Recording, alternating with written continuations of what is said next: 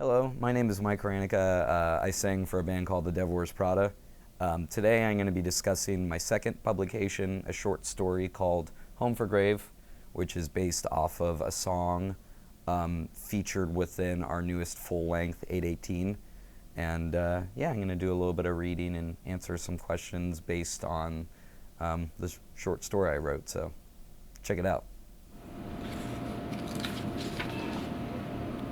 You're clear for 45 minutes, Mr. Mitchells. Have a nice lunch. Her words were short and tinged with what sounded like an upstate New York accent. Thank you, Ian replied. That day, in the inexplicably plain teacher's lounge of VHS, Ian met Anna, the person who would have the most effect on the quiet life of Ian Mitchells.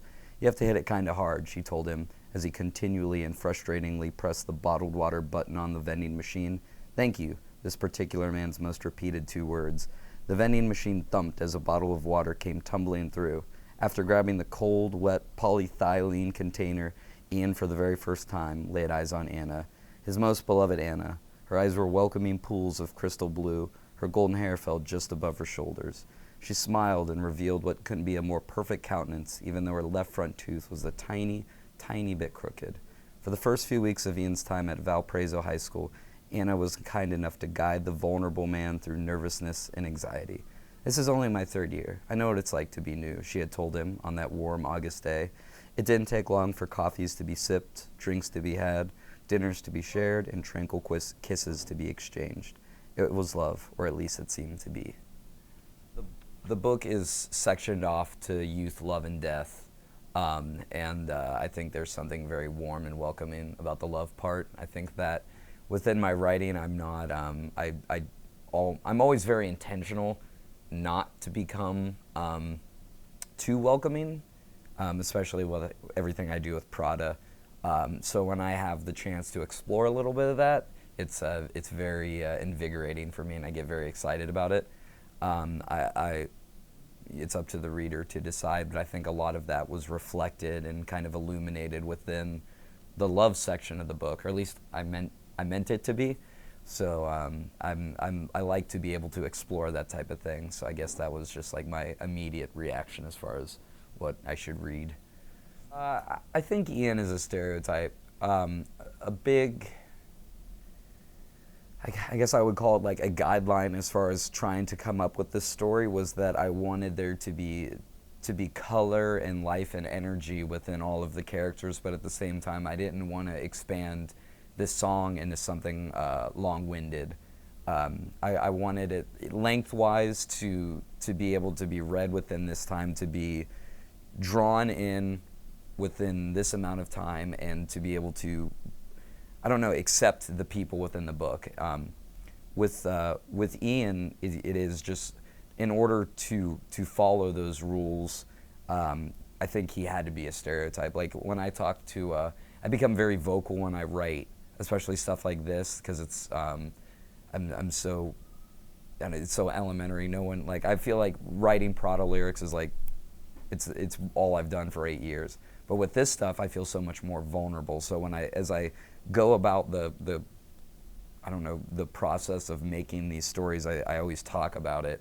And I know hanging out with my friends and talking to them and trying to like get that weight off my shoulders, it was like I want these characters to be like to where you can read it and you instantly imagine this guy, to where it was a very intentional decision to not go into every detail of Ian. And as far as Anna, like it goes into Anna's personality a little bit, but like what I just read as far as like her short blonde hair and this or that is really all the description is. So I think a part of building a short story is working off of something that you can instantly imagine.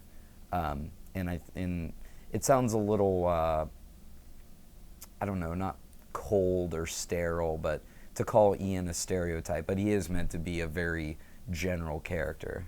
I think a big part of what I was trying to do with that ordinariness and the basic summary of this whole story is to try to bring a little bit of light to that, to the peril found within the mundane, ordinary routine. Because to me it seems so blatantly obvious to see how people go about their lives and to see about like the sort of process that they follow. So I think what the book is to me and why I wanted to make the song was to not, I don't know, not to like, it's not meant to be so philosophical or like this is how your life is meant to be led, like be spontaneous or whatever. I just think it's interesting how so many people never notice. And I think that's what happened to this character that named Ian.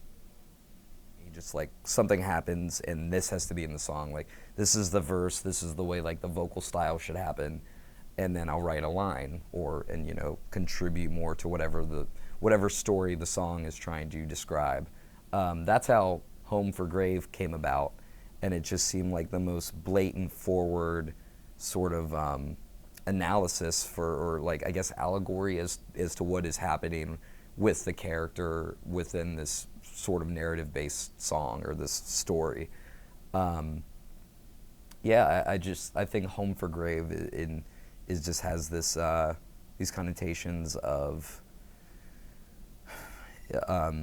thinking what is home, thinking what you're doing to improve is actually all of the things that are killing you. I think that's what Home for Grave is, in very short layman's terms and without language, but in all just abruptness.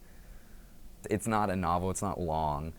I could have made it, but I don't think that's exactly what I wanted to. I think that I think I can be very highly analytical with myself, and I know that I've come more to terms with how much attention I spend with detail and how highly and usually overly analytical I can be with songwriting with the band.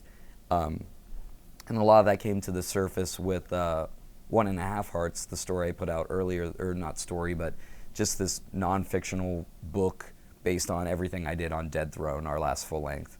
And there's so much to tell behind the decisions that I have. And a lot of people don't think it's interesting, that's fine.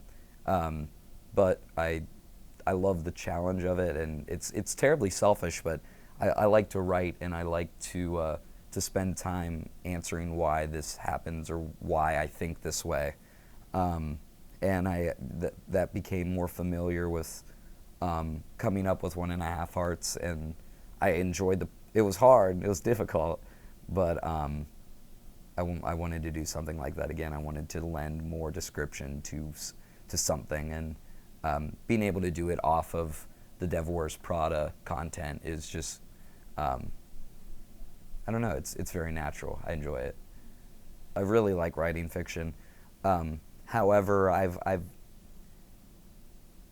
don't know, it's always been very suppressed within the Devil Wears Prada as far as being able to write fiction, and I think that while my lyric writing has always had a sense of drama and exaggeration, doing the zombie EP was like the time to go into that. Like the song Survivor, the last song tells the story of a man that's stuck on a farm and his wife was killed by zombies, and et cetera, et cetera. Starting something like that and then going to Dead Throne and doing more of that drama and becoming a little lenient with whatever it is that I'm trying to speak of or reflect upon. And then with 818, I got to write a song that was fiction and narrative-based, I guess, or this, whatever it is, story. And I love that. I think that it's challenging, and I've found much enjoyment being able to infuse those sort of characteristics within the band.